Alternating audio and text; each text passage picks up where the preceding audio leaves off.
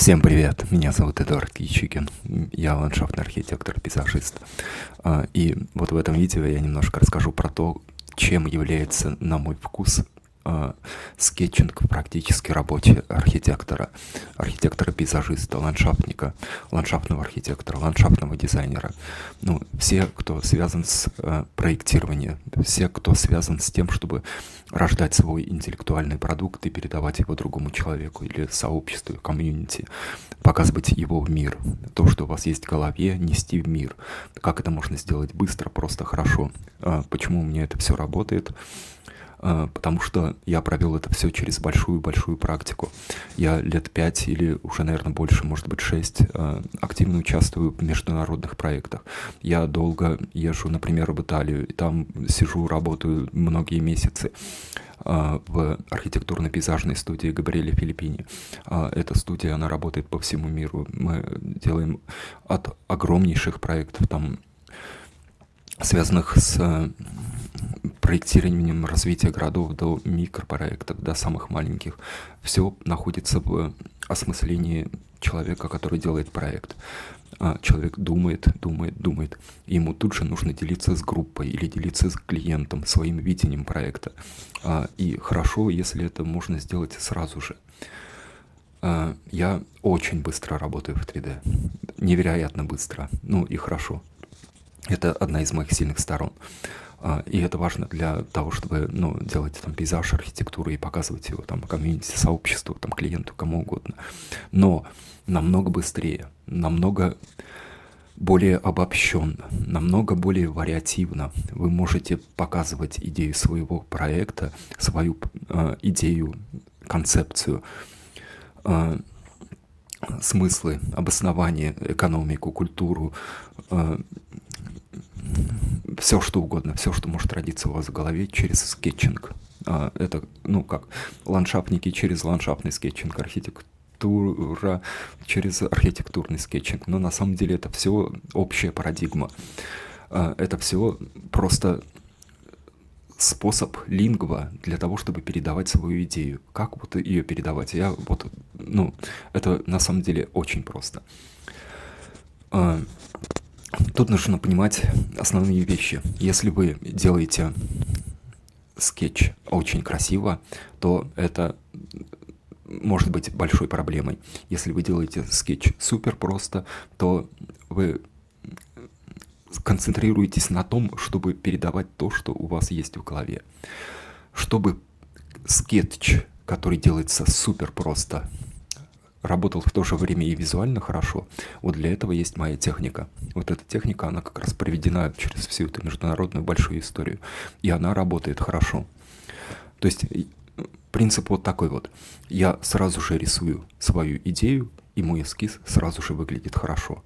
Это не утонченные, изощренные всякие вырисовывания различной ерунды, которые нужны только для красивости, для вкусовщины. Нет. Скетч показывает конкретно вашу идею. И для скетча есть инструменты, как графические, так и материальные. С помощью этих инструментов и алгоритмов можно пойти по шагам и очень быстро, очень просто сделать внятную графическую идею. Как, например, в моих скетчбуках. Там все, кто смотрит мой канал, наверняка много видели то, как он нарисован у меня в скетчбуке. Кажется, что это очень много работы, что это очень трудно. На самом деле, я вам скажу, нет. Мой способ скетчинга, он подразумевает некоторую пошаговость. Я очень простым способом рисую свой проект.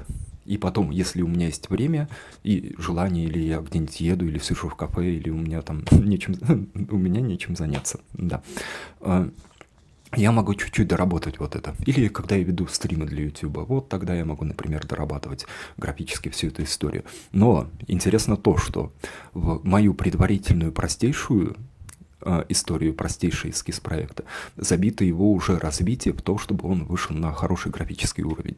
И это то, что я показываю на своем канале. Для того, чтобы вы могли пойти эту историю, я просто прям рекомендую, если связано с вашей профессиональной деятельностью, берите мои видео и гоняйте. привязывайте к своим рабочим задачам и пишите мне обратную связь, чтобы, ну, я мог как-то помочь вам, откорректировать или еще что-нибудь сделать. Моя история, она, ну, все сейчас сидят по домам, я там сижу в России, там, ну, неизвестно, что будет через полгода или когда. Ну, в общем, вот, пожалуйста, пользуйтесь ситуацией. А сейчас немножко про, там, практическое какое-то занятие. Была не маленькая вводная штука, в общем, ну, я надеюсь, это было полезно. В общем, сейчас покажу на небольшом примере. Вы видите, что здесь уже была нарисована какая-то идея какого-то вот такого вот ландшафтного объекта, и я попробую нарисовать к нему сейчас быстро вид сбоку. Ну, как будто бы разрез, но не совсем разрез, а общая такая имиджевая история. Я думаю, нужно примерно соблюсти вот эту вот высоту. Нужно примерно соблюсти пропорциональное соотношение. Нужно показать, что вот это вот примерно сообразно человеку, поэтому я рисую, например, фигурку человечка, и рисую его очень супер-супер условно. Это голова и туловище, и больше ничего.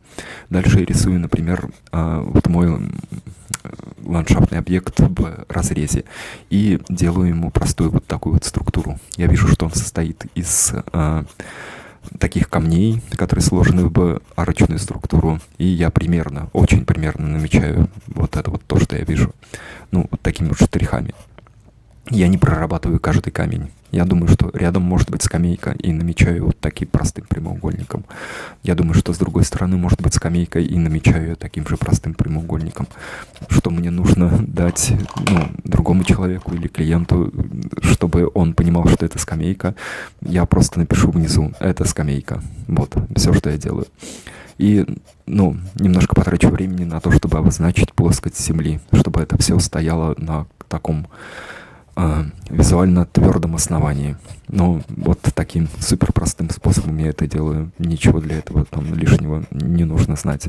Я думаю, что можно перенести сюда, например, вот этот вот образ дерева. Как я буду это делать? Максимально просто. Вот такую вот крону рисую с такими небольшими закорючками, а потом маленькие закорючки тоже добавляю по бокам. Все, больше ничего сложного. Ну, и на это уходит время, вот, собственно, вы это все видите в таком, ну, реальном режиме. Палка-палка, огуречек, получился человечек. Но почему это выглядит эстетично? Интересно, да, загадка. И все это черно-белая графика. То есть я стараюсь как можно меньше использовать цвет. Почему я это делаю? Потому что это вносит дополнительные факторы в мою работу, которые и так, ну, в общем, занимает довольно много времени. Я думаю, если я отточу стиль, в котором черно-белая подача. Может быть, это будет стильно и эффектно. Ну, я так думаю раньше. Бабам, сейчас это все получилось. Вот, собственно, я делаю подписи, и про то, что я имею в виду на рисунке, понятно все, и это очень важно.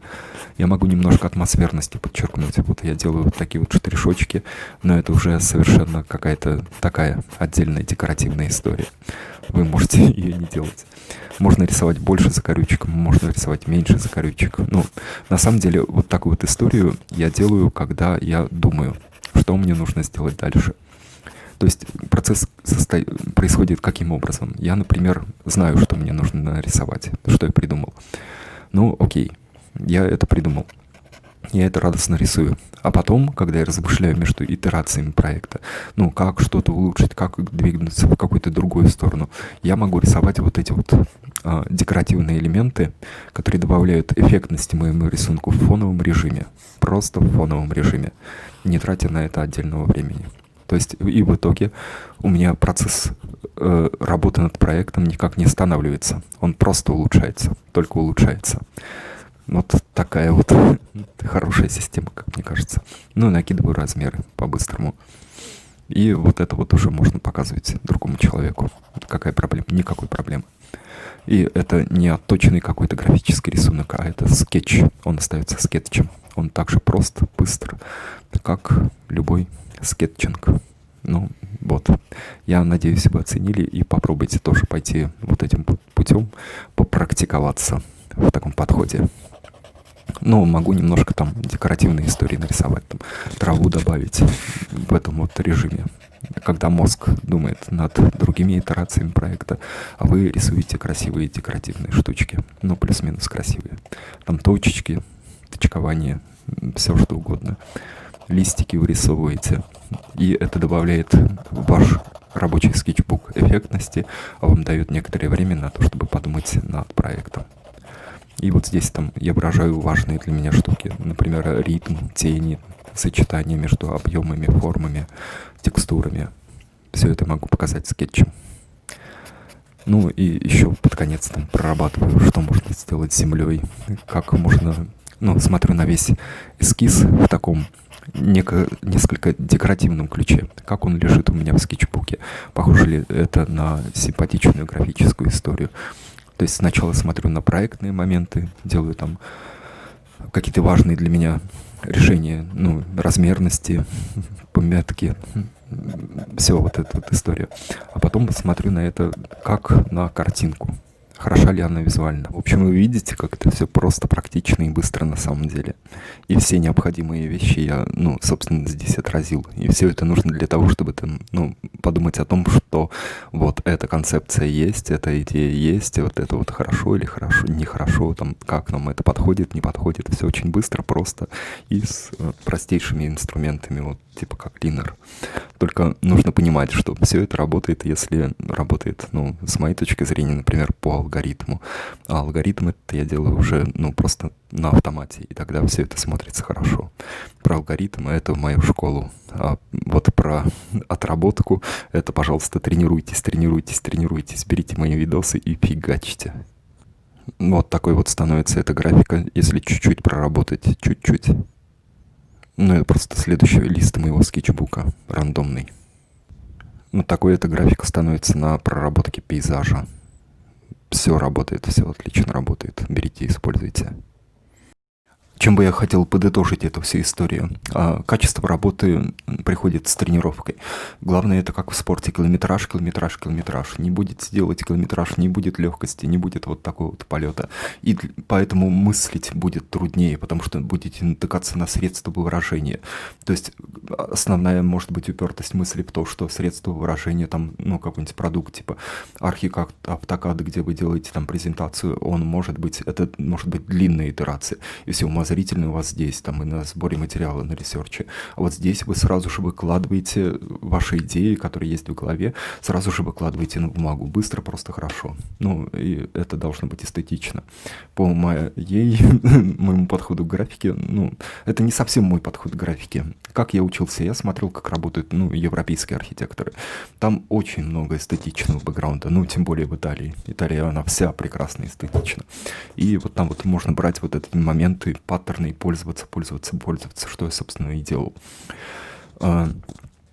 И в этом есть много радости, потому что вы много отдыхаете, когда вы думаете. Вы занимаетесь своей любимой работой, проектированием, прочим. И это очень сильно облегчает момент, потому что красота вашей идеи, она получается сразу, еще до представления ее там в проекте, еще до представления ее, тем более там в материальности, ну, когда уже построено, посажено все, и когда все выросло. Вы тут же можете дать ту красоту, которая есть у вас в голове клиенту. И это же классно, невероятно классно. Вот таким образом в моей картине мира скетчинг, ландшафтный скетчинг, архитектурный скетчинг работает в реальности. И по этому поводу я буду, наверное, записывать целый цикл вот таких вот моих коротких видосов, в которых я показываю какой-то пример, а вы, если вы хотите, вы, пожалуйста, берите и повторяйте его. Это будет хорошая практика.